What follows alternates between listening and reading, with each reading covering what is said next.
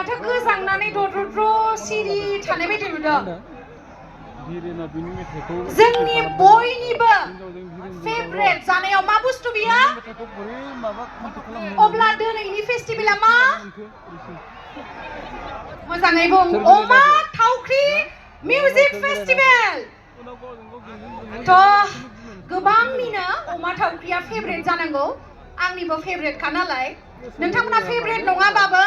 favourite होननानै लानांगोन दै मानो होननानै बुङोब्ला गाहरि खुवा होनना बुंब्ला कसारि होनना मिथिना मिथिया थ' बेखायनो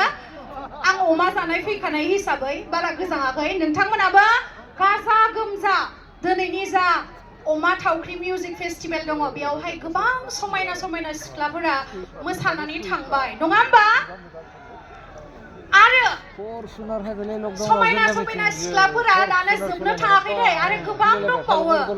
थ' नोंथांमोना बयबो मोसाफानांगौ नोंथांमोना माथो सिरि सिरि थानानैल'सो नायदों आंजोंलाय मोसाफागोन ना फाया मोसाफागोन दा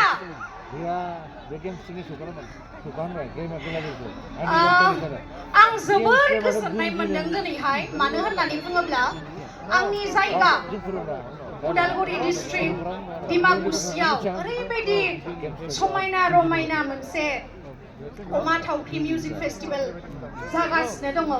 थ' आंनि गोसोनि जा गोजोननाय आं बुंनानै फोरमायनो हानाय नङा नोंथांमोना मोजां मोनदोंना जोंनि एफा साखाथियाव एफा गाजा गोमजा मोनसे समायना फेस्टिभेल जानानै थांगासिनो आरो लोगोसे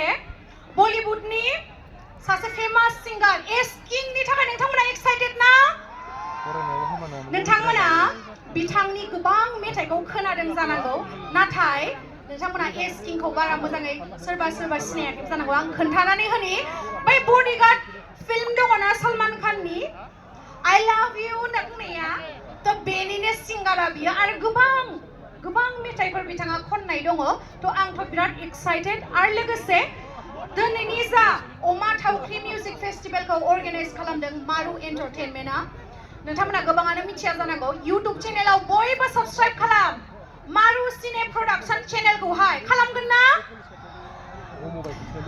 मानो खालामा खालामथारनांगौ बयबो खालामनांगोन आरो आंनि मोसानाया जोबबानो बयनिबो फनखौ लानानै आं साबस्क्राइब खालामदों ना खालामाखै चेक खालामगोन दै